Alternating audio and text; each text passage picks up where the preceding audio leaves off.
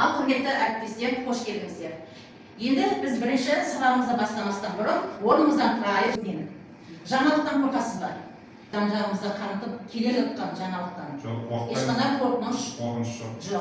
Балалық шаққа қадам басып, робот сияқты бір-бірімізбен амандасып өтсек. Құрметті әріптестер, бүгінгі көңіл күйлеріңіз қалай? Қалперіңіз қалай? Саламатсыздар ма, әріптестер? Бүгінгі біздің шебер сыныптың тақырыбы. Қанды оқымыз? Жара оқшы. Жасанды интеллект білім берудегі мүмкіндіктер және бағалау. Қандай мүмкіндік бар? Бұл мүмкіндіктер көп қой, өте жасанды интеллект пайдаланып, мысалы информатика сабағында ғалымдарды сөйлетіп, оқушыларға Деген программа шыққан қазір. Ақпараттық технологиялар тиімді пайдалануда, уақытты үнемдеуде және бағалауда дұрыс пайдаланса тиімді деп ойлаймын. Уақытты, Енді бағалау ше. Бүгінгі сабақта біз өзіміздің жұмысымызды қалай бағалаймыз. Мына критерийлерге назар салсаңыздар. Яғни бірінші қатарда бағалау критерийлер, екінші қатарда дескриптор. Яғни бүгін біз жай туралы толық мағлұмат аламыз. Оны қайтып бағалаймыз. Жасанды интеллекттің білім берудегі мүмкіндігін біз дұрыс айқындайды екенбіз. Сөйтіп өзімізге бір деген балды қоямыз. Ары қарай екінші жада оқшы. Промпт жазу дағдысы. Яғни промпт жазу дағдысын біз осы сабақта меңгереміз. Ол қандай дескриптор? Рөл, тапсырма, контекст және формат элементтерін естиміз сақтай отырып тиімді промпт құрастырады. Оған біз 2 балл алады екенбіз. Ары қарай практикалық қолданыста дескриптор қандай? Яғни таңдалған бір жи дегеніміз жасанды интеллект. Жиі өте көп бұл. Яғни осы пайдаланып қысқаша оқу материалын қымжыды жасайды екенбіз.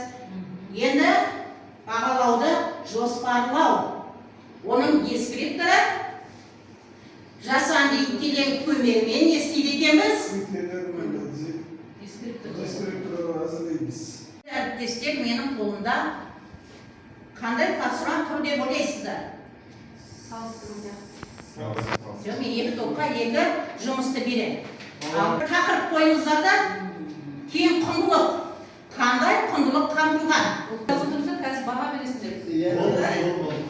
Мынау суретте біз топпен келісе отырып, тақырыпты әке мен бала деп қойдық. Келісесіздер ме? Әке мен бала. Бұл жерде әке мен бала отбасылық құндылық көрінеді. Егер еңбек етсе, тояды қарным кіленбей демекші, мына жерде еңбек етіп бала өзінің бірінші балық аулағанына қуанып тұр мына жерде.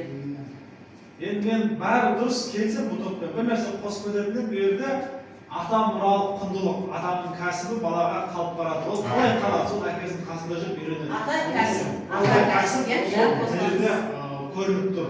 Түскен комикс бойынша біз суретте толық отбасының бір күндік өмірі және жүздеген тек қана күн көріп тұрғандықтан отбасы мейірім мекені деген тақырып бердік. Яғни әкенің балаға, шешенің қызға беріп жатқан мейірімі оны алдағы өмірге дайындауы, оған үйретуі, оны ұрсып жұмсау емес, қасында алып жүріп бірге қызықтырып өзінің кәсібіне соны қарай үйретіп жатқаны бізде өте қатты қуантты. Құндылық, осы жерде құндылық сол баланы еңбекке баулу деп отырмыз. Бір ерекше тапсырма дайындап әкелдім десем де болады.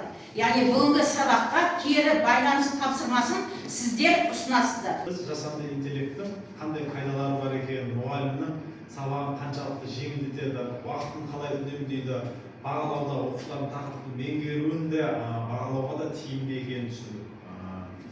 Енді жасанды интеллект тек қана тиімді емес, оның қауіпті жақтары да бар. Құрметті әріптестер, мен кері байланыста Шульман әдісімен алғым келеді бүгін сіздерден. Шульман әдісі бойынша мен осы тақырыпқа кері байланыс беретін болсам, біз мұғалімдер негізі күнделікті дамып отыруымыз керек. Сондықтан да басымызбен қабылдап, оны жүрекпен сезініп, алдымызда тұрған шәкірттерге соны қалай істеу керектігін үйретуіміз керек. Маған кері байланыс берулеріңізді өтінемін. Рахмет сіздерге.